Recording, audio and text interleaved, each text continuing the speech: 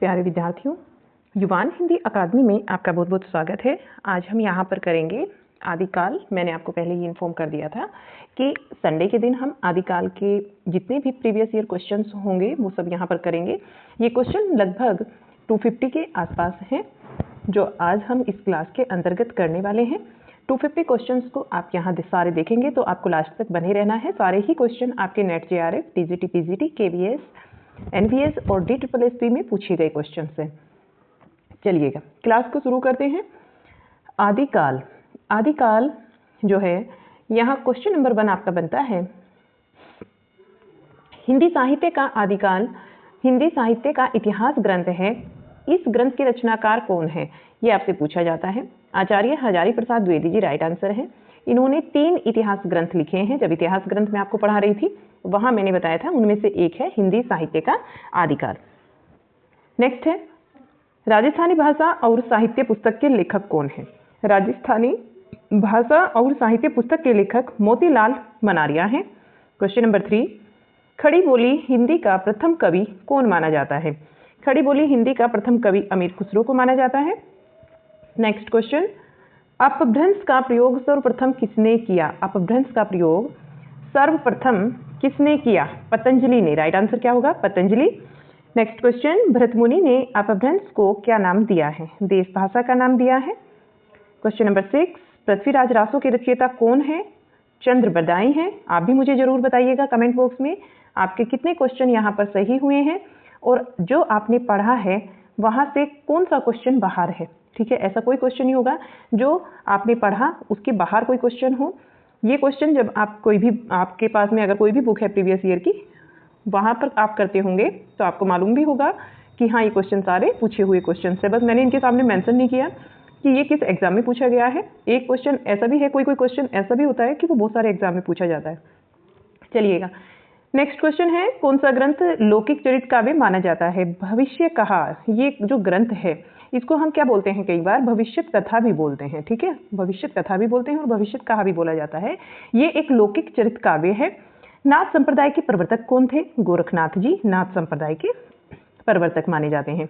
महापुराण के रचनाकार कौन है।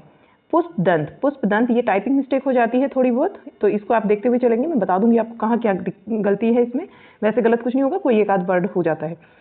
पुष्पदंत जो है वो महापुराण के रचनाकार हैं। नेक्स्ट क्वेश्चन है, राहुल सांकृत्यायन ने हिंदी का पहला कवि किसे माना है। सरहापा जी को माना है।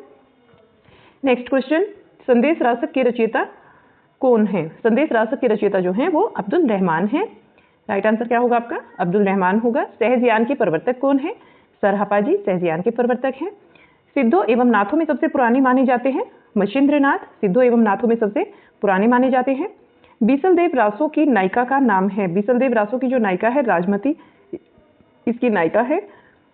नेक्स्ट क्वेश्चन है, विद्यापति किस रचना के आधार पर मैथिल कोकिल कहलाए। पदावली के आधार पर मैथिल कोकिल कहलाए हैं। ये सारे क्वेश्चन आपको बहुत ही अच्छे लग रहे होंगे और एकदम आपको याद भी आ रहे होंगे क्योंकि आपने जो है ये रिवाइज किए हैं। मैंने आपको समय दिया था इसको रिवाइज करने का। चलिएगा, चंदन बाला रास के रचयिता कौन है। चंदन बाला रास किसकी रचना है, ये आसुक कवि की रचना है। पृथ्वीराज रासों में कितने सर्ग हैं। सर्ग पूछा जाता है, कई बार आपको ये क्या मिलता है देखने को, समय भी मिलता है, कई बार आप इसको खंड भी देखते हैं।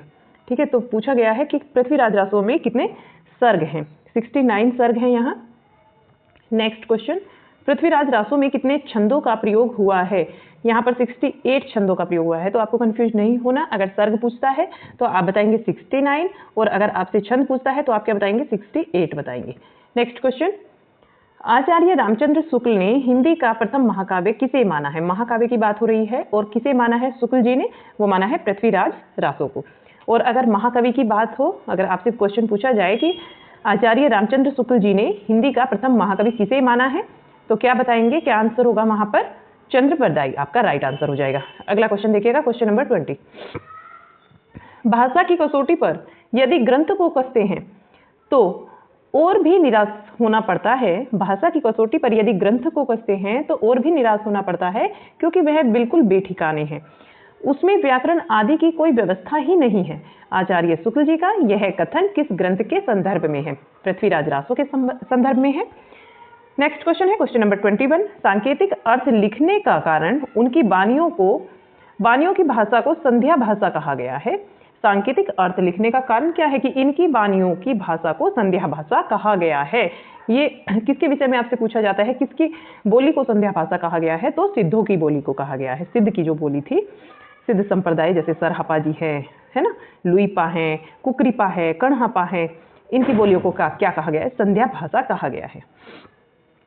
नेक्स्ट, आदिकाल के किस कवि की भाषा हिंदी के वर्तमान रूप के सर्वाधिक निकट है? किसकी है? अमीर खुसरो जी की। यहाँ पर ख आएगा, खुसरो, तो ये आप ठीक कर लीजिएगा, खुसरो की भाषा को।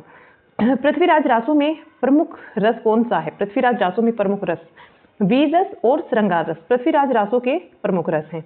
नेक्स्ट क्वेश्चन, राहुल सांकृत्यायन ने हिंदी का पहला कवि किसे माना है? सरहपा जी को माना है। राइट आंसर हो जाएगा सरहपा। नेक्स्ट क्वेश्चन है क्वेश्चन नंबर 25। आदिकाल की प्रसिद्ध पंक्ति भला हुआ जो मारिया बहिनी म्हारा कंतु लज्जे जमतु वसी हो ज ई भागा घर अंतु। किसके ग्रंथ में ये पंक्ति मिलती है? किसके ग्रंथ में मिलती है आपके ये पंक्ति? ये बताना है किस ग्रंथ के अंदर? हेमचंद जी के ग्रंथ के अंतर्गत मिलती है। ठीक है, किसके ग्रंथ में पंक्ति मिलती है? हेमचंद जी के ग्रंथ में मिलती है। नेक्स्ट क्वेश्चन क्या है?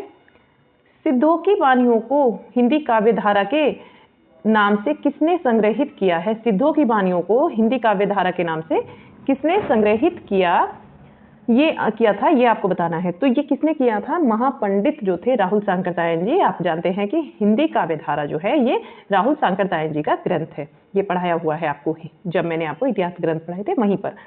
नेक्स्ट है, आदिकाल के कवि सरहपाद की काव्य परंपरा में विकसित नाथपंथ के हठयोग का पलवन आगे चलकर हिंदी में किस कवि में हुआ? किसमें हुआ है? नाथपंथ की जो परंपरा थी वो आगे चल के, यानी कि आपको भक्ति काल में जो निर्गुण काव्य धारा है, निर्गुण काव्य धारा के अंतर्गत इसके भी 2 उपशाखाएं हैं।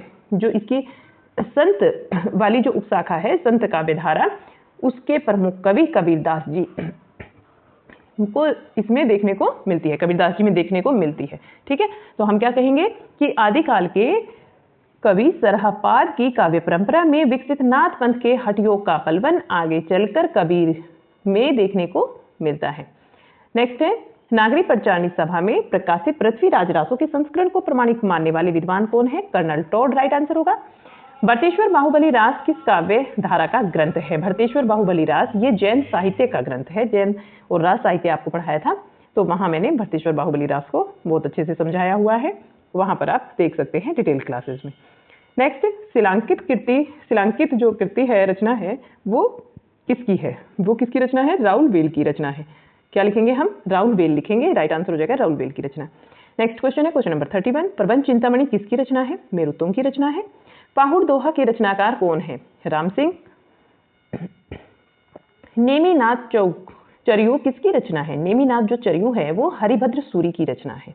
नेमिनाथ चौपई के रचनाकार कौन है? विनय चंद्र सूरी। देखिए नाम जो है, एक तो चरियू और चौपई, सिर्फ इतना सा फर्क है, तो ध्यान में रखेंगे। अगर चरियू पूछता है तो हरिभद्र सूरी, और चौपई आपसे पूछता है तो विनय चंद्र सूरी लगाएंगे। कई बार मिलती जुलती जो रचनाएं होती हैं, एक जैसी दिखने वाली रचनाएं, वो बड़ी ही कंफ्यूज करती हैं, और हमारा जो 1 नंबर का क्वेश्चन होता है वो संकट में आ जाता है। हम उसमें कंफ्यूजन में उसका आंसर कुछ और दे देते हैं मालूम होते हुए भी। तो वहाँ पर आपको ये चीज़ें फोकस करनी है। क्लास को 2 से 3 बार जब आप देखेंगे तो वो अच्छे से आपको कंठस्थ हो जाएगी। नेक्स्ट 35 नंबर क्वेश्चन, जसहर चरित के लेखक कौन है? पुष्पदंत है। नेक्स्ट क्वेश्चन है, दब सहवास प्यास नामक जो ग्रंथ है, अपभ्रंश में लिखित ग्रंथ की रचना किसने की है? आपसे पूछा जाता है कि दब सहवास प्यास नामक अपभ्रंश ग्रंथ, यानी कि ये एक अपभ्रंश में लिखा हुआ ग्रंथ है, इस ग्रंथ की रचना किसने की है? देवसेन ने की है। देवसेन का ये ग्रंथ है। जिन धर्म सूरी की रचना कौन सी है? स्थूल भद्रास, ये जिन धर्म सूरी की रचना है। नेक्स्ट क्वेश्चन है, संदेश रासक किस प्रकार का काव्य है? संदेश रासक एक खंड काव्य है। कैसा काव्य है? खंड काव्य है। आलबर संतों की संख्या कितनी मानी गई है? आलबर संतों की संख्या कितनी मानी गई है? 12 मानी गई है। ये तो मैंने अभी आपको बताया है 2 से 3 दिन पहले ही कि आलबर जो संत हैं भक्ति काल के अंतर्गत, मैंने कि क्वेश्चन आपको बताया हुआ है। आगे देखिएगा, कैमास वध किस ग्रंथ की प्रमुख घटना है? पृथ्वीराज रासों की प्रमुख घटना है, और ये मैंने जब पृथ्वीराज रासों को पढ़ाया तब बहुत अच्छे से इसे समझाया था कि कैमास वध क्या है। परमाल रासों के रचनाकार कौन है? परमाल रासों के रचनाकार है जगनिक। खुमान रासो किसकी रचना है? ये दलपत विजय की रचना है। अपभ्रंश भाषा में लिखित रामचरित पर आधारित रचना कौन सी है? राम के चरित्र पर आधारित रचना कौन सी है? पौंचर्यू। कौन सी रचना है? पौंचर्यू है। पृथ्वीराज रासो की भाषा क्या है? डिंगल है। कोई भी क्वेश्चन आपको ऐसा नहीं मिलेगा जो सिलेबस के बाहर हो और आपने पढ़ा ना हो, ठीक है। हर एक क्वेश्चन आपका पढ़ा हुआ है यहाँ पर, इसीलिए कहती हूँ डिटेल क्लासेस को लिया करो, बहुत ज़्यादा इंपॉर्टेंट है। वहाँ से आपने क्वेश्चन नहीं किए, वहाँ से आपने डिटेल क्लास नहीं ली, अपने नोट्स नहीं बनाए और रिवाइज नहीं किए, तो परीक्षा आपकी संकट में समझो। क्योंकि जब आप समय रहते तैयारी को करोगे तो तैयारी जो है आपकी बहुत ही अच्छे से होगी। कौन सी रचना अपभ्रंश के प्रभाव से मुक्त हिंदी की रचना मानी जाती है? वो है बीसल देव रासो। जो अपभ्रंश के प्रभाव से मुक्त हिंदी की रचना है वो है बीसल देव रासो। नेक्स्ट क्वेश्चन है question number 46। Doctor Ramkumar Verma ने अपने इतिहास ग्रंथ हिंदी साहित्य का आलोचनात्मक इतिहास में हिंदी का पहला कवि किसे माना है? इन्होंने स्वयंभू जी को माना है। स्वयंभू अपभ्रंश के प्रथम कवि भी माने गए हैं और रामकुमार वर्मा जी ने इन्हें हिंदी का पहला कवि भी माना है। ये मैंने स्वयंभू को जब पढ़ाया अपभ्रंश के अंतर्गत तो मैंने आपको डिटेल में बताया था इनके विषय में। हिंदी का प्रथम महाकाव्य किसे माना जाता है? हिंदी का प्रथम महाकाव्य जो है वो पृथ्वीराज रासो को माना जाता है। प्रत्येक देश का साहित्य वहां की जनता की चित्तवृत्ति का संचित प्रतिबिंब होता है। कथन किसका है? देखिए ये कथन जब लिखवाए थे कितना अच्छे से मैंने बताया था आपको कि बस इतना ही आपसे पूछा जाता है। ये लंबा कथन है, आप पूरे को याद मत कीजिए, बस ये वाली लाइन याद कर लीजिए कि प्रत्येक देश का साहित्य वहां की जनता की चित्तवृत्ति का संचित प्रतिबिंब होता है। शुक्ल जी का ये कथन है और बहुत ही ज्यादा इंपॉर्टेंट कथन है। यहाँ जितने भी क्वेश्चन आज आप करेंगे वो सारे के सारे बहुत ज़्यादा इंपॉर्टेंट है, तो समय को देकर क्लास को कीजिएगा, ठीक है। ऐसे नहीं कि आप फटाफट से आए और क्लास को स्किप किया और चले गए, ऐसे आपको कुछ नहीं मिलने वाला। क्लास को समय दीजिएगा, लंबा क्लास होगा, एक मैराथन टाइप होगा, तो इसमें आप जब ही ये क्लास करेंगे आपको लगेगा कि मैं आदि काल तक तो टिप्स पर याद कर चुका हूँ चीज़ें। 2 बार अगर ये क्लास आपने देख लिया तो आधे से ज़्यादा क्वेश्चन, 250 क्वेश्चन है इसमें, लगभग 250 हैं, प्लस में ही होंगे, कम नहीं है, वो आपके सारे याद हो जाएंगे। देखिएगा फिर से एक और कथन बनता है और ये भी मैंने आपको कराया हुआ है। Question number 49। आध्यात्मिक रंग के चश्मे आजकल बहुत सस्ते हो गए हैं। अगर पूरा क्वेश्चन याद नहीं कर सकते, पूरा कथन याद नहीं कर सकते हो तो सिर्फ इतना याद कर लो, ठीक है, कि आध्यात्मिक रंग के चश्मे आजकल बहुत सस्ते हो गए हैं। यहीं से ये बनता है, इन्हें चढ़ाकर जैसे कुछ लोगों ने गीत गोविंद के पदों को आध्यात्मिक संकेत बताया है, ठीक वैसे ही इनके पदों को भी, किनके पदों को यहाँ पर बताना है आपको। यह किसके पदों की तुलना आचार्य रामचंद्र शुक्ल गीत गोविंद से कर रहे हैं? वो कर रहे हैं विद्यापति के पदों की तुलना। ये कथन शुक्ल जी का है और शुक्ल जी इस कथन की जो तुलना करते हैं, जिसके पदों की तुलना करते हैं, वो विद्यापति जी हैं, ठीक है। विद्यापति के पदों की तुलना करते हैं, किससे करते हैं? गीत गोविंद से करते हैं। कौन करते हैं? शुक्ल जी करते हैं। तो इस तरीके से क्वेश्चन कीजिएगा, तब जाके आपको ये याद होगा। नेक्स्ट है, देसी लबाना सब्जन मिठा किस भाषा की काव्य पंक्तियां हैं? ये देसी भाषा की है। राइट आंसर क्या होगा? देसी भाषा हो जाएगा। नेक्स्ट है, विद्यापति किसके दरबारी कवि थे? शिव सिंह और कीर्ति सिंह के ये दरबारी कवि थे। नेक्स्ट, कहीं पर आपको शिव सिंह भी लिखा दिखेगा और कहीं आपको कीर्ति सिंह भी लिखा दिखेगा। अगर ऑप्शन में दोनों है तो आपको बोथ लगाना है, वरना जो भी इनमें से आपको दिखे वो लगाना है। आलाखंड नाम से प्रसिद्ध रचना कौन सी है? ये बताना है आपको। परमाल रासो ये आलाखंड के नाम से प्रसिद्ध है क्योंकि इसका दूसरा नाम ही आलाखंड है। 12 बरस लो कुकड़ जिए और 13 लो जिए सियार किसकी पंक्तियां हैं? ये पंक्तियां जगनिक की हैं। नेक्स्ट जो क्वेश्चन है इस क्लास का, देखिएगा, किस कवि को मैथिल कोकिल कहा गया है? कौन सा कवि है जिसे मैथिल कोकिल के नाम से जाना जाता है? वे हैं विद्यापति जी। कौन है? विद्यापति जी हैं। Next question, question number 55। Chand Bardai किस राजा के दरबारी कवि थे? चंद्रबरदाई जी ये पृथ्वीराज चौहान के दरबारी कवि थे। Question number 56। नाथों की कुल संख्या कितनी मानी जाती है? 9 मानी जाती है। Question number 57। रानी केतकी की कहानी के रचनाकार कौन है? इंशाअल्लाह खां। ये पान नहीं खां है, ठीक है, ये टाइपिंग मिस्टेक है, इंशाअल्लाह खां। Question number 58।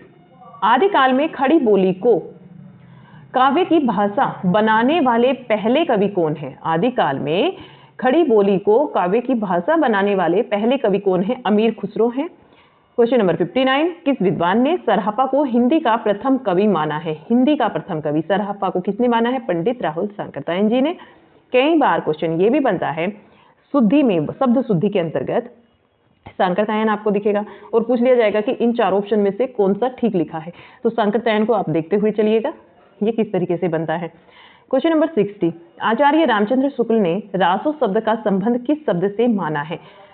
रसायन सेट से माना है। किससे माना है? रसायन सेट से माना है, यानी कि इस सेट से मतलब शब्द से। ये जो है आपका यहाँ पर रसायन शब्द लिखिएगा, ये सेट नहीं, रसायन शब्द से। ठीक है। नेक्स्ट क्वेश्चन जो है क्वेश्चन नंबर 61, पृथ्वीराज विजय नामक ग्रंथ के आधार पर पृथ्वीराज रासो को अप्रमाणिक रचना मानने वाले विद्वान कौन है? डॉक्टर वुलर। क्वेश्चन नंबर 62, गद्य पद मिश्रित चंपू काव्य की प्राचीनतम कृति कौन सी है?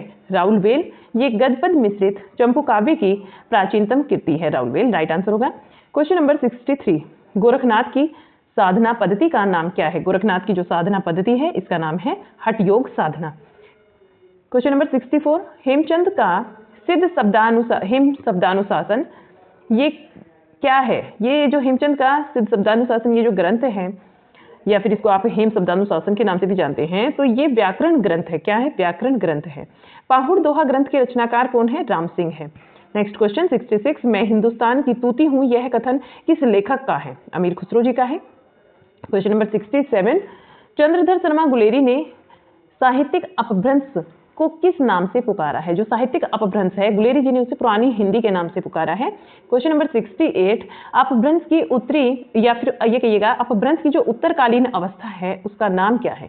अपभ्रंश की उत्तरकालीन अवस्था को अवहट बोलते हैं। क्या बोलते हैं? अवहट बोलते हैं।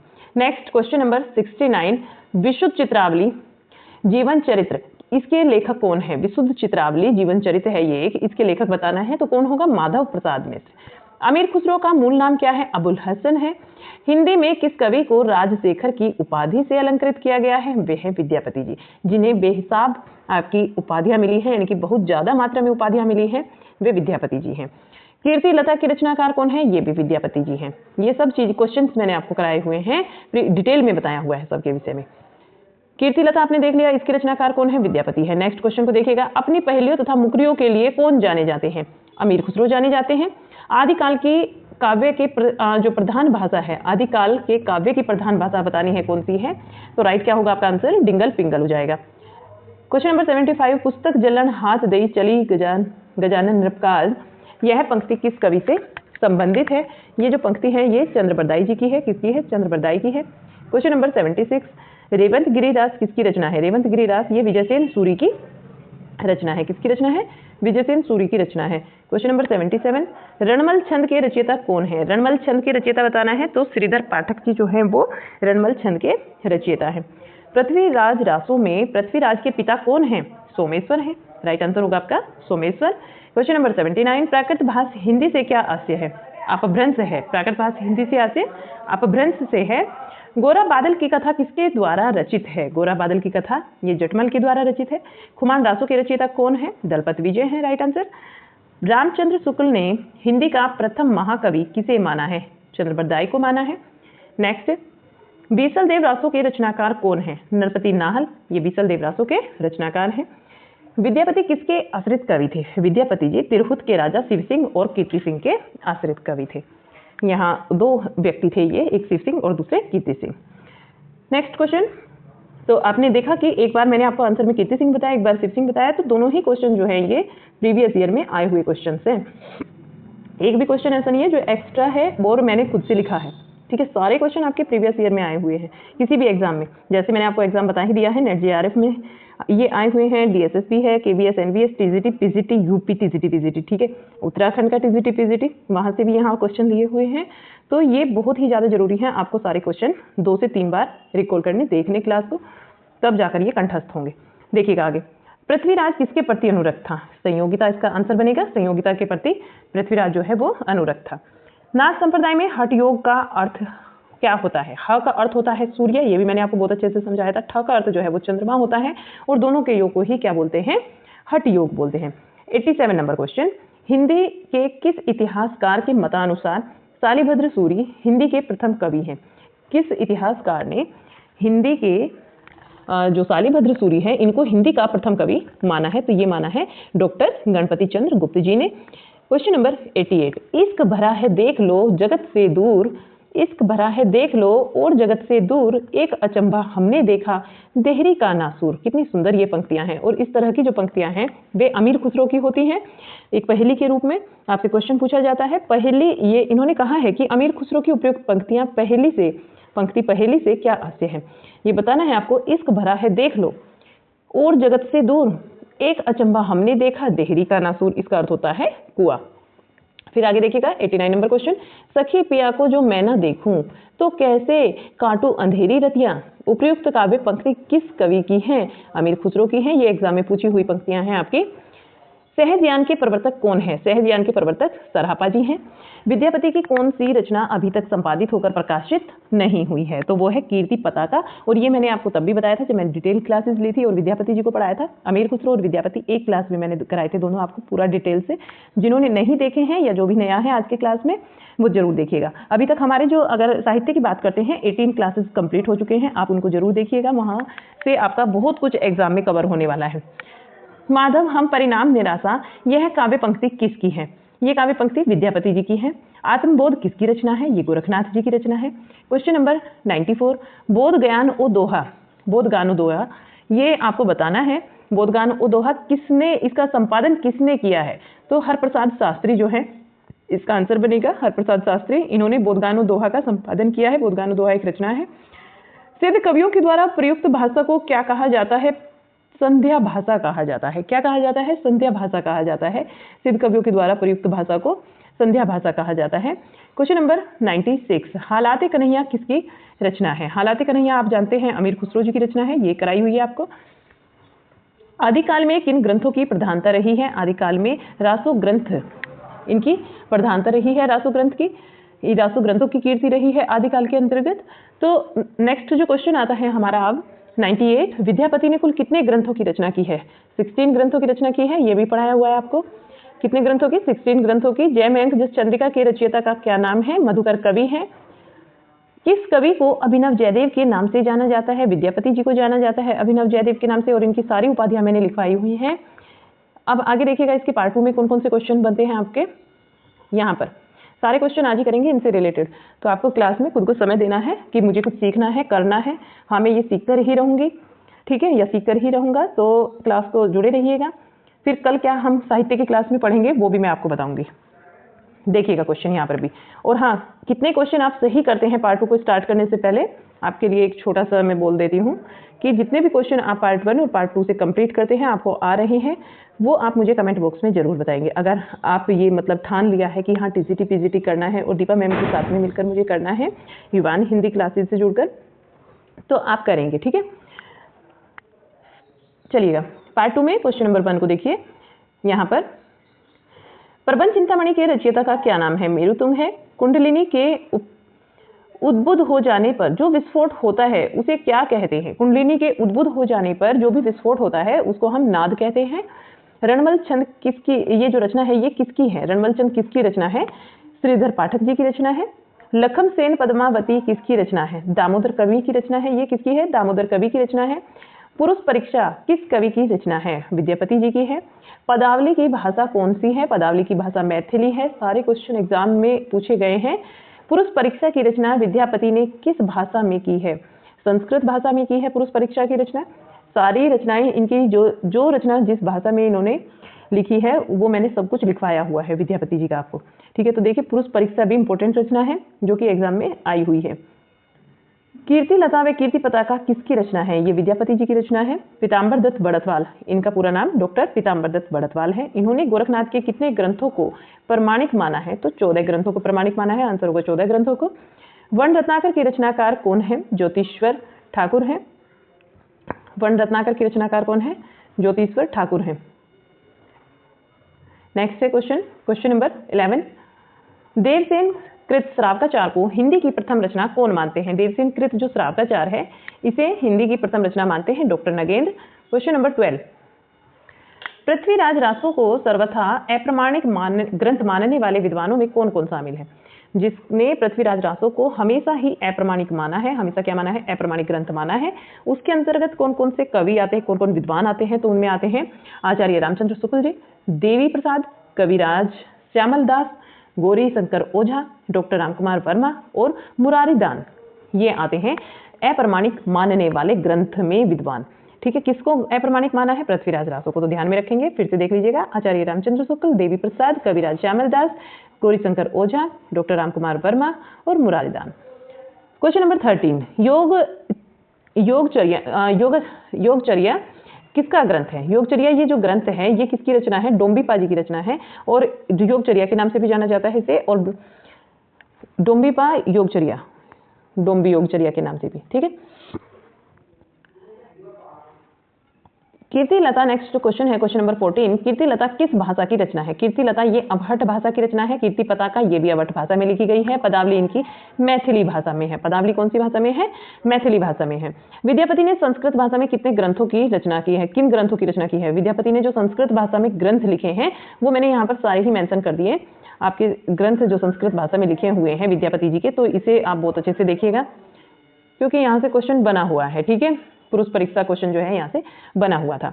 विद्यापति ने संस्कृत भाषा में शैव सर्वस्व सार की रचना की, गंगा वाक्यावली की रचना की है, दुर्गा भक्ति तरंगिणी की रचना की है, भू परिक्रमा, दान वाक्यावली, पुरुष परीक्षा ये क्वेश्चन बना है, विभाग सार, लिखनावली और गया पतलक जो कि एक वर्ण कृत्य है, इनकी रचना की है विद्यापति जी ने संस्कृत भाषा में। नेक्स्ट क्वेश्चन बनता है क्वेश्चन नंबर 16। आदिकाल में किस कवि ने अवहट भाषा में रचना की? अवहट भाषा में आदिकाल की बात हो रही है तो कौन आएगा? अब्दुल रहमान जी का नाम आएगा। Next question question number 17।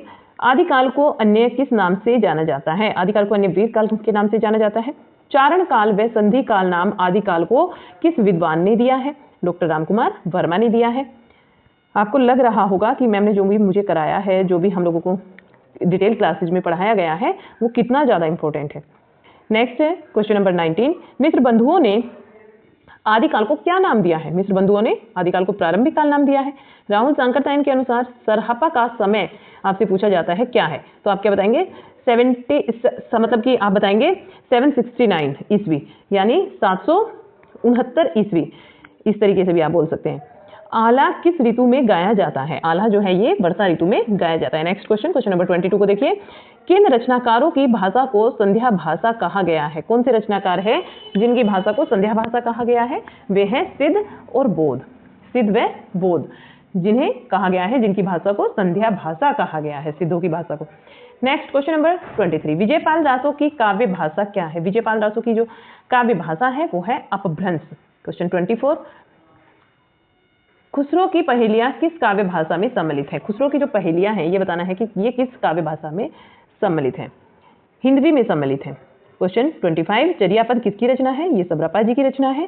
चर्या गीत कोश के रचनाकार कौन है? चर्या गीत कोश के रचनाकार सरहपा जी हैं। Next question question number 27 part 2 के अंतर्गत है ये 27। ठीक है, अपभ्रंश के प्रथम महाकवि कौन थे? अपभ्रंश के प्रथम महाकवि स्वयंभू जी हैं। किसने माना है? डॉक्टर रामकुमार वर्मा ने माना है। हिंदी का प्रथम कवि इनको। ठीक है, और ये अपभ्रंश के प्रथम कवि है। डॉक्टर रामकुमार वर्मा ने क्या माना है? हिंदी का प्रथम कवि भी माना है स्वयंभू जी को।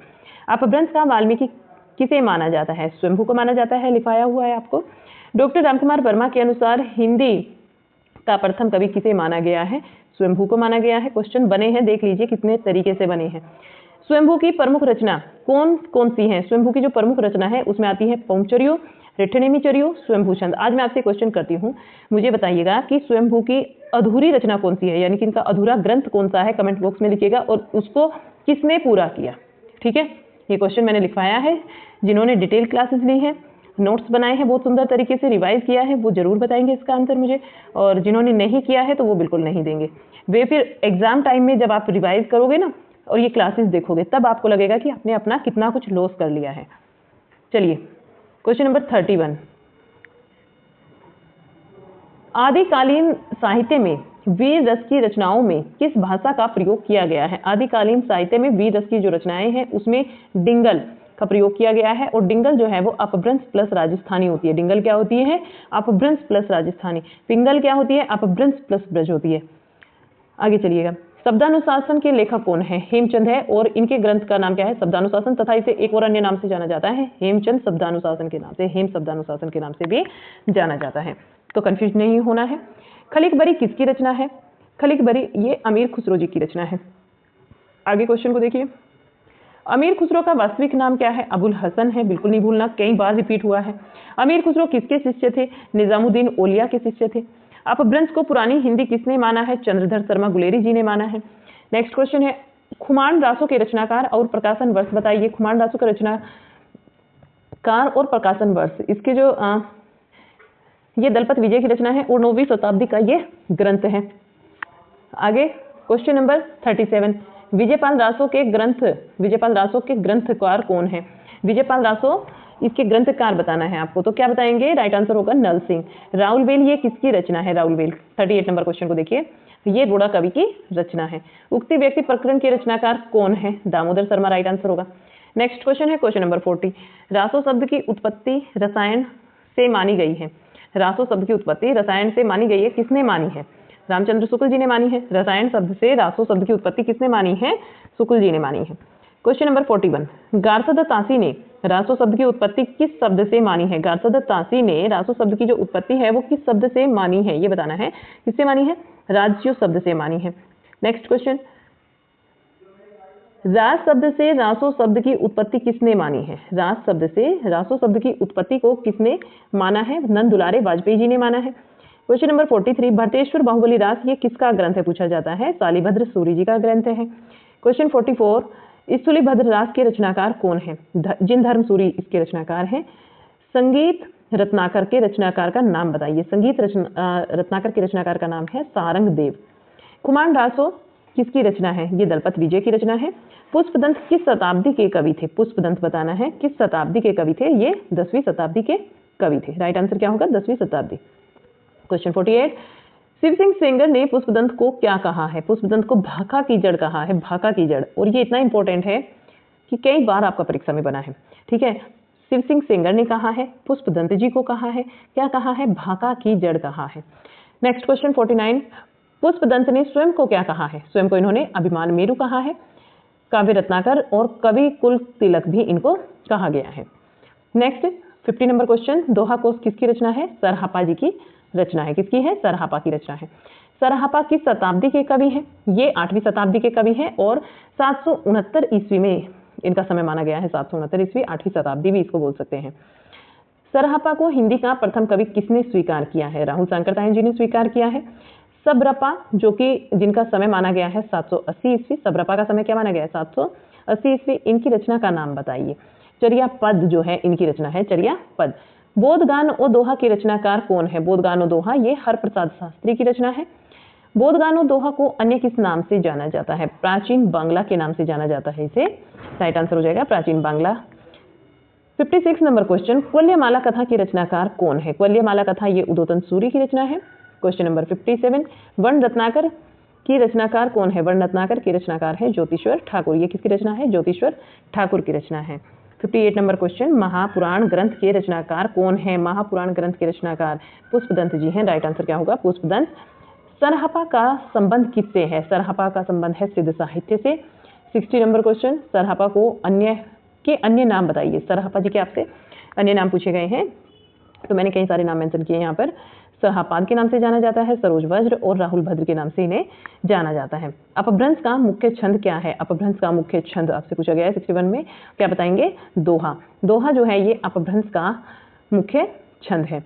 परमात्म प्रकाश के रचनाकार कौन है? कौन है परमात्म प्रकाश के रचनाकार? जोइंदु है। राइट आंसर क्या होगा? जोइंदु हो जाएगा। कुमारपाल चरित, योग सार, प्राकृत व्याकरण के रचनाकार कौन है? राइट आंसर होगा हेमचंद। ये जो ग्रंथ है, एक आपने इनका देखा था अभी शब्दानुशासन, दूसरा है कुमारपाल चरित, फिर है योग शास्त्र और प्राकृत व्याकरण। ये है इनके हेमचंद जी के ग्रंथ। सिद्ध हेमचंद भी इनका एक ग्रंथ है, शब्दानुशासन, प्रबंध चिंतामणि और देसी नाम माला कोश, षष्टानुशासन, ये छंदानुशासन, ये किसके ग्रंथ हैं? ये ग्रंथ हैं हेमचंद जी के। किसके हैं? हेमचंद जी के ग्रंथ हैं। फिर से देख लीजिएगा एक बार 64 नंबर क्वेश्चन को, यहीं पर आपकी हेमचंद जी के जितने ग्रंथ हैं ना वो सारे के सारे कवर हो जाते हैं। देखिए, सिद्ध हेमचंद शब्दानुशासन, सिद्ध हेमचंद शब्दानुशासन, प्रबंध चिंतामणि और देसी नाममाला कोश और छंदानुशासन। ऊपर देख ही लिया आपने, कुमारपाल चरित, छंद, योग शास्त्र और आपका प्राकृत व्याकरण, ये किसके ग्रंथ हैं? हेमचंद जी के ग्रंथ हैं। किसके हैं? हेमचंद जी के ग्रंथ हैं। कुमारपाल प्रतिबोध के रचनाकार कौन है? कुमारपाल प्रतिबोध ये सोमपर्व सूरी की रचना है। अंगबधू किस कवि की रचना है? अंगबधू दादू दयाल की रचना है। किसकी है? दादू दयाल जी की रचना है। क्वेश्चन नंबर 67, अंगबधू के संकलनकर्ता कौन है? अंगबधू के संकलनकर्ता, थोड़ा इसको जूम कर लेते हैं। अंगबधू के संकलनकर्ता कौन है? रज्जब जी हैं। Rajjab right answer. हड्डे वाणी किसकी रचना है? ये दादू दयाल की रचना है। हड्डे वाणी किसकी है? दादू दयाल जी की रचना है। और दलपत विजय की रचना का नाम बताइए। दलपत विजय की रचना का नाम है खुमान डासो। कब का है ये ग्रंथ? 9वीं सदी का है। 70 नंबर क्वेश्चन, बीसल देव रासो के रचनाकार कौन है? बीसल देव रासो ये जो ग्रंथ है ये नरपति नाल का है। किसका है? नरपति नाल का है। नेक्स्ट क्वेश्चन है, प्राकृत पेंगलम के रचनाकार कौन है? सुमति, जिसे हम सुमति जो है ये तो है याकूबी के अनुसार। किसके अनुसार है सुमति? याकूबी के अनुसार है। तथा लक्ष्मीधर है ये आचार्य हजारी प्रसाद द्विवेदी जी के अनुसार है। तो प्राकृत पेंगलम के रचनाकार दो माने गए हैं, दो व्यक्ति। सुमति को माना है याकूबी ने, लक्ष्मीधर को माना है आचार्य हजारी प्रसाद द्विवेदी जी ने। तो ध्यान में रखेंगे, याकूबी ने सुमति को, हजारी प्रसाद द्विवेदी जी ने लक्ष्मीधर को माना है सुमति प्राकृत पेंगलम का रचनाकार। Next question, question number 72, Jaychandra Prakash की रचनाकार कौन है? भट्ट केदार है। जयचंद्र प्रकाश किसकी रचना है? भट्ट केदार की रचना है। 8वीं शताब्दी के कवि कौन कौन है? 8वीं शताब्दी के कवि सरहपा है। कौन है? सरहपा है, सब्रपा है और स्वयंभू है। ये 8वीं शताब्दी के कवि हैं। हेमचंद का समय क्या है? हेमचंद के समय की बात हो रही है, तो हम क्या बताएंगे? हेमचंद के समय को 11वीं 12वीं शताब्दी बताएंगे। 11वीं 12वीं सदी बताएंगे कि 11वीं 12वीं सदी जो है वो हेमचंद का समय है। नेक्स्ट क्वेश्चन है क्वेश्चन नंबर 75, मैथिली भाषा का प्राचीनतम उपलब्ध ग्रंथ कौन सा है? ज्योतिश्वर ठाकुर की रचना। आंसर क्या बनेगा? ज्योतिश्वर ठाकुर की रचना वर्ण रत्नाकर। ये मैथिली भाषा का प्राचीनतम ग्रंथ है। इसमें शब्दकोश का वर्णन किया गया है। 14वीं सदी की ये रचना मानी गई है। Next question, question number 76, Dnyaneshwari किसकी रचना है? ज्ञानेश्वरी ये संत ज्ञानेश्वर की रचना है। किसकी रचना है? संत ज्ञानेश्वर की रचना है। पुष्पदंत की प्रबंध रचना का नाम बताइए। नय कुमार चिरऊ। नय कुमार चिरऊ जो है ये इनकी बहुत ज्यादा फेमस रचना है और इसी को हम नय कुमार चिरऊ को एक प्रबंध रचना भी मानते हैं। इनकी ये प्रबंध रचना है, ठीक है। एक रचना इनकी महापुराण के नाम से जानी जाती है, जिसे हम 63 महापुराण के नाम से भी जानते हैं पुष्पदंत जी की। वो भी बहुत ज्यादा इंपॉर्टेंट है, बहुत बार पूछी गई है।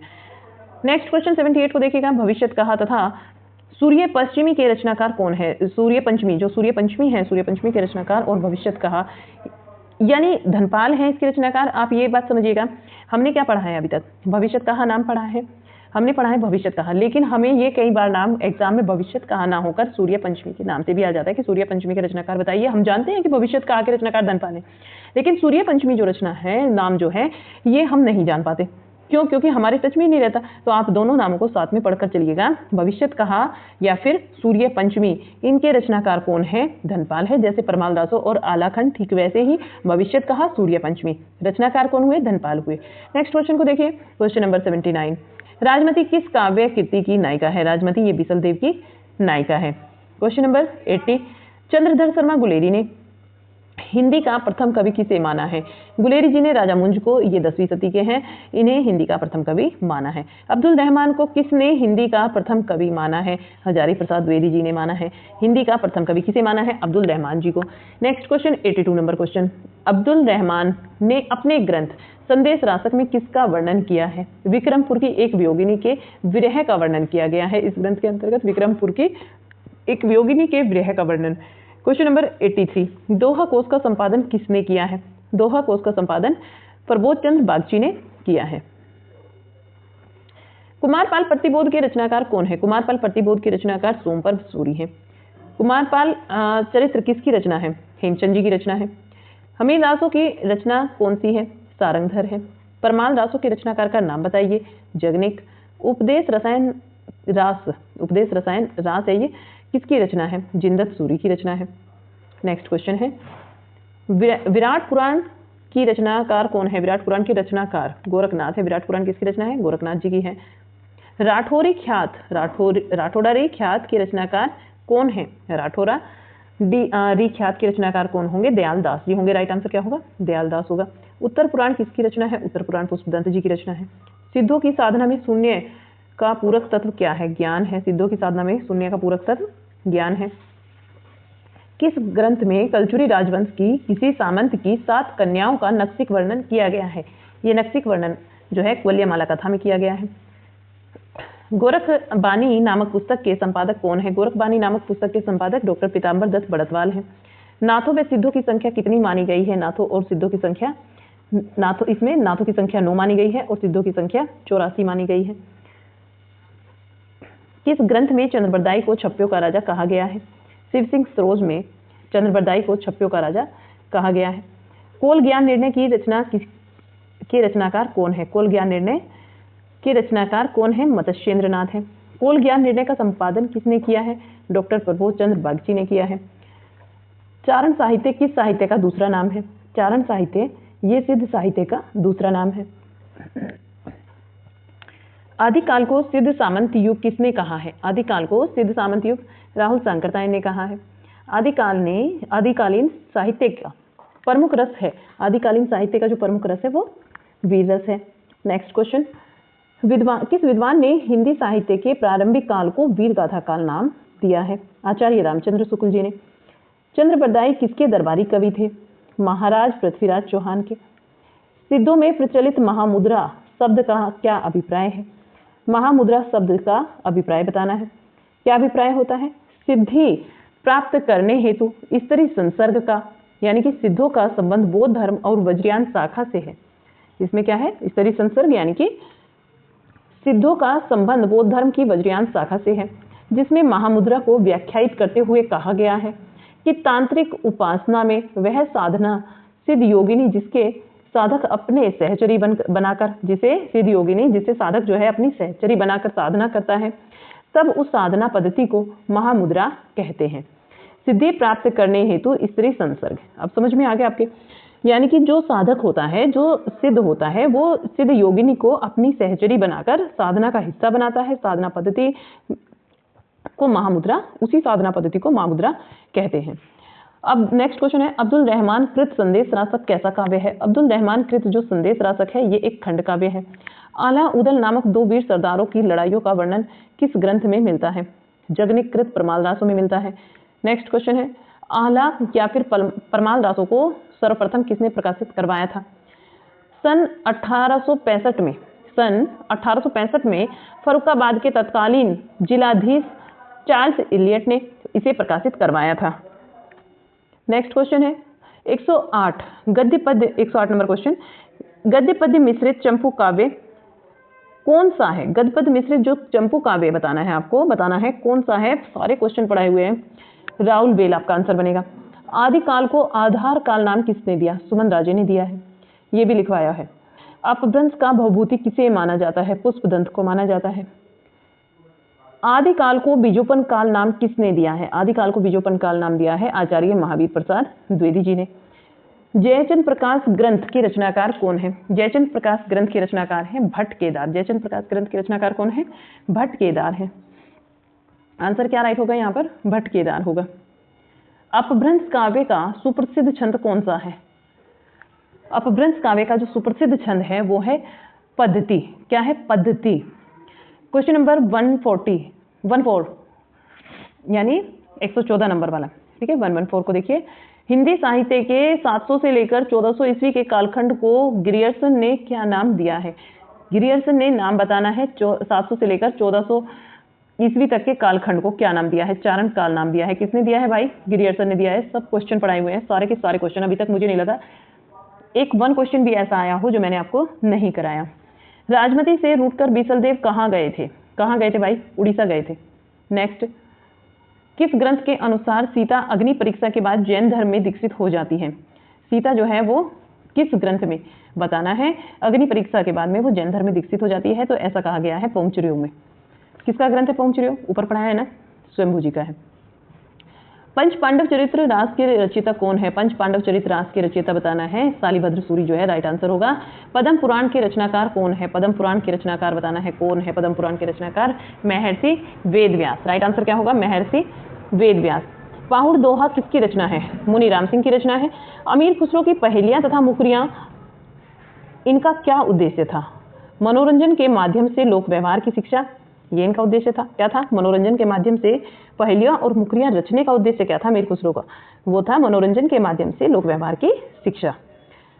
आदिकाल में किस प्रकार का साहित्य लिखा जा रहा था? आदिकाल में जनजीवन से हटकर राजाओं की वीरता का अतिरंजित वर्णन किया जा रहा था। जनजीवन से हटे हुए थे वो लोग, राजाओं की वीरता का वर्णन करते थे बहुत ही बढ़ा चढ़ाकर, तो ऐसा साहित्य वहां पर लिखा जाता था।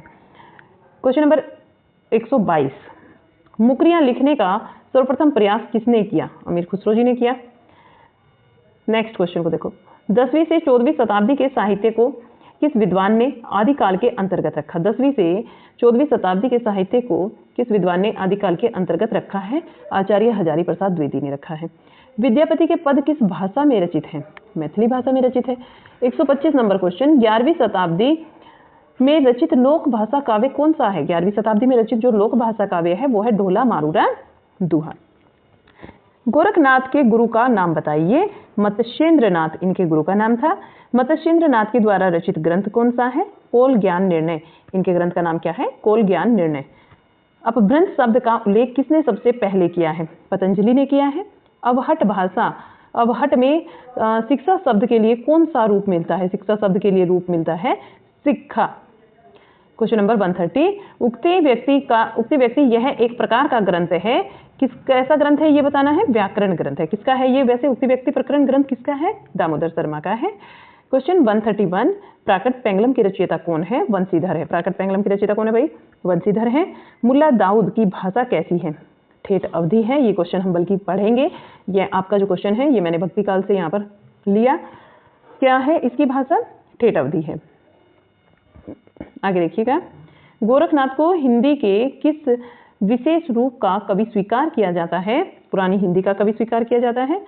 उपदेश रसायन रास के रचनाकार कौन है? उपदेश रसायन रास के रचनाकार है जिनदत्त सूरी। जम्बू स्वामी रास के रचयिता कौन है? धर्म सूरी है। बिसल देवरासों का अंगिरस कौन सा है? श्रृंगार है। बिसल देवरासों का जो अंगिरस है वो है श्रृंगार। 137 क्वेश्चन, हिंदी में प्रचलित 12 मासा का सबसे पहले वर्णन किस कृति में मिलता है? नेमिनाथ चौपाई में मिलता है। गोरखबानी ग्रंथ के संपादक कौन है? गोरखबानी ग्रंथ के संपादक है पीताम्बर दत्त बड़तवाल। ये गोरखबानी ग्रंथ के संपादक हैं। अब आ गई है पंक्ति इस क्वेश्चन में, ये बताना है किसकी है? एक थाल मोती से भरा, सबके सिर पर औंधा धरा, चारों ओर वह थाली फिरे, मोती उससे एक ना गिरे। ये पंक्ति किसकी है? अमीर खुसरो जी की पंक्ति है। और इसका अर्थ क्या होता है? इसका अर्थ है आकाश। क्या है? आकाश। क्वेश्चन नंबर 140, स्वयंभूकृत पौंचर्यों की कथा किस संबद्ध है? ये बताना है, यानी कि किससे संबद्ध है? किस संबद्ध यानी किससे संबद्ध है? स्वयंभू की जो रचना है पौंचर्यों, इस कथा का संबंध पौंचर्यों का किसकी कथा से है? ये आपको आंसर करना है। राम से है, राम कथा से। ठीक है, राम कथा से। यहाँ पर राइट का निशान लगाइएगा, राम कथा से। ढोला मारूरा दोहा किस क्षेत्र का लोकप्रिय लोक भाषा का काव्य रहा है? राजस्थान का ढोला मारूरा दोहा जो है वो किस क्षेत्र का लोकप्रिय लोक भाषा काव्य है? राजस्थान का है। जयदेव के गीत गोविंद का विशेष प्रभाव किस कवि पर माना जाता है? राइट आंसर होगा विद्यापति। आदिकालीन साहित्य में वीर रस की रचनाओं में किस शैली का प्रयोग किया गया है? डिंगल शैली का। अपभ्रंश प्लस राजस्थानी। डिंगल किसको बोलते हैं? जहां अपभ्रंश प्लस राजस्थानी हो उसे बोलते हैं डिंगल। क्वेश्चन नंबर 144, अपभ्रंश शब्द का प्रयोग सबसे पहले कहाँ देखने को मिलता है? अपभ्रंश का प्रयोग सबसे पहले कहाँ देखने को मिलता है? तो धारसेन, राजा धारसेन थे, इनके धारसेन द्वितीय थे, ये इनके शिलालेख में देखने को मिलता है। राजा धारसेन द्वितीय के शिलालेख में देखने को मिलता है। किसका मिलता है? अपभ्रंश शब्द का प्रयोग मिलता है सबसे पहले देखने को। रणमल छंद ये किसकी रचना है? रणमल छंद जो है श्रीधर की रचना है। नासिक तो पाठ्यान किसकी रचना है? सदल मिश्र की रचना है। नेक्स्ट क्वेश्चन, क्वेश्चन नंबर 147, इतिहास तिमिर नाशक ग्रंथ के रचनाकार कौन है? इतिहास तिमिर नाशक ग्रंथ शिव प्रसाद सितारे हिंद का है। इनको राजा शिव प्रसाद सितारे हिंद बोलते हैं पूरा नाम। वैसे शिव प्रसाद सितारे हिंद मैंने यहाँ पर लिखा है, तो इनका ये ग्रंथ है इतिहास तिमिर नाशक। क्वेश्चन नंबर 148, मोरा जोबना नवेलरा भयो है गुलाल। मोरा जोबना भयो नवेलरा भयो है गुलाल पंक्ति किसकी है? ये अमीर खुसरो जी की पंक्ति है। 149 नंबर क्वेश्चन, का आ तरुवर पंच बिडाल पंक्तियां किसकी है? लुईपा जी की है, लिखवाई हुई है और देखिए एग्जाम में भी पूछी गई है। पद्मावत में उल्लेखित राजा तानसेन कहाँ के राजा थे? पद्मावत में जो उल्लेख हुआ है राजा तानसेन का, वो बताना है आपको कि वो कहाँ के राजा थे। वे चित्तौड़गढ़ के राजा थे। कहाँ के थे? चित्तौड़गढ़ के राजा थे। और क्वेश्चन नंबर 151 यानी कि 151, आदिकाल और भक्ति काल के बीच की एक स्वर्णिम कड़ी किसे कहा गया है? आदिकाल और भक्ति काल के बीच की कड़ी नहीं, स्वर्णिम कड़ी। कैसी कड़ी? स्वर्णिम कड़ी। किसे कहा गया है? वो कहा गया है विद्यापति जी को। तो आज के इस क्लास में आपने कितने क्वेश्चन किए हैं? 100 पार्ट 1 में किए हैं और 151 आपने किए हैं पार्ट 2 के अंतर्गत। तो आपने टोटल कितने क्वेश्चन कर लिए हैं? टोटल आपने 251 क्वेश्चन यहाँ पर किए हैं। आपको आज का क्लास कैसा लगा ये आपको कमेंट बॉक्स में लिखना है। इस क्लास को अपने ग्रुप और अपने दोस्तों के साथ में शेयर करना है ज़्यादा से ज़्यादा।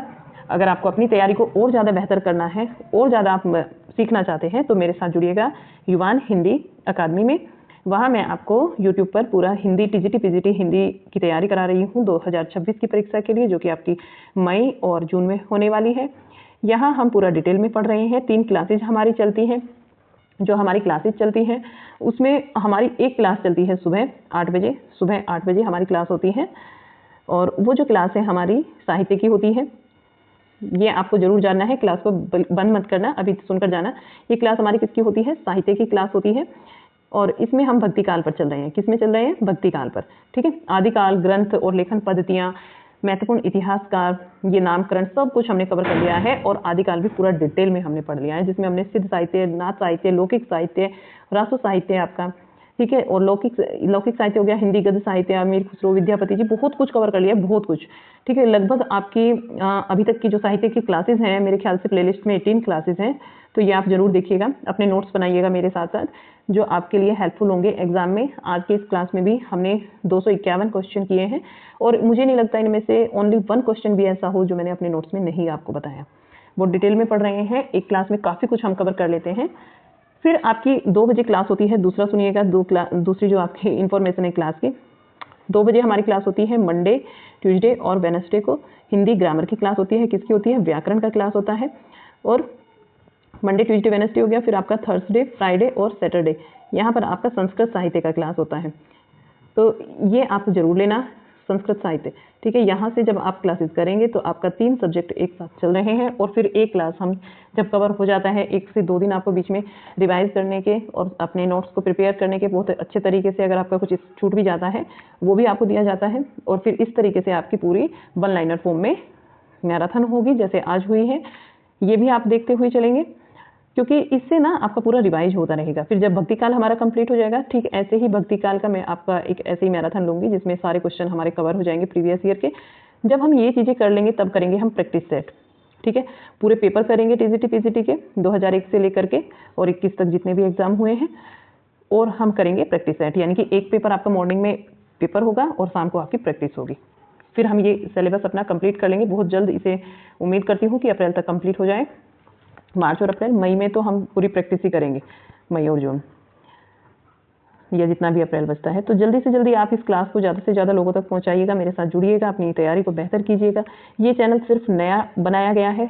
एक चैनल और है हमारा यूट्यूब पर, जहाँ हम तैयारी करते हैं TGT PGT की, सिर्फ प्रैक्टिस करते हैं। लेकिन यहाँ पर मेरी इच्छा थी कि मैं आपको डिटेल क्लासेस समझाऊं, क्योंकि बहुत बच्चे ऐसे हैं जो पेड क्लासेस नहीं ले सकते, तो उन्हें मेरे साथ में जुड़ना होगा और अपनी तैयारी को बेहतर करना होगा, खुद अपने आप से नोट्स बनाकर, तब आप बेहतर कर पाएंगे। चलिएगा, सिर्फ आपके लिए TGT PGT हिंदी के लिए ये बनाया गया है। जुड़िए, चैनल को सब्सक्राइब करिए, क्लास को ज़्यादा से ज़्यादा लाइक और शेयर कीजिएगा। जो भी आपसे क्वेश्चन बने हैं आज के क्लास में, कमेंट बॉक्स में मुझे लिखकर बताइएगा। और आप कहाँ कहाँ से ये क्लास देख रहे हैं, किसने कितने यहाँ पर क्वेश्चन ठीक किए हैं, अपने नाम के साथ में मुझे ज़रूर बताइएगा। कहाँ से हो, कितने क्वेश्चन आपने किए हैं, तो मुझे भी मालूम हो कि मेरी जो क्लासेज है वो किन बच्चों के लिए हेल्पफुल हो रही है। ठीक है। आप चाहे तो मुझसे व्हाट्सएप पर भी कांटेक्ट कर सकते हैं, कमेंट बॉक्स में लिख देना, तो मैं आपको बता दूंगी कि हाँ, मुझे व्हाट्सएप पर किस तरीके से मैसेज करोगे। ठीक है। चलिएगा, मिलते हैं फिर एक नई क्लास में, तब तक के लिए बाय बाय।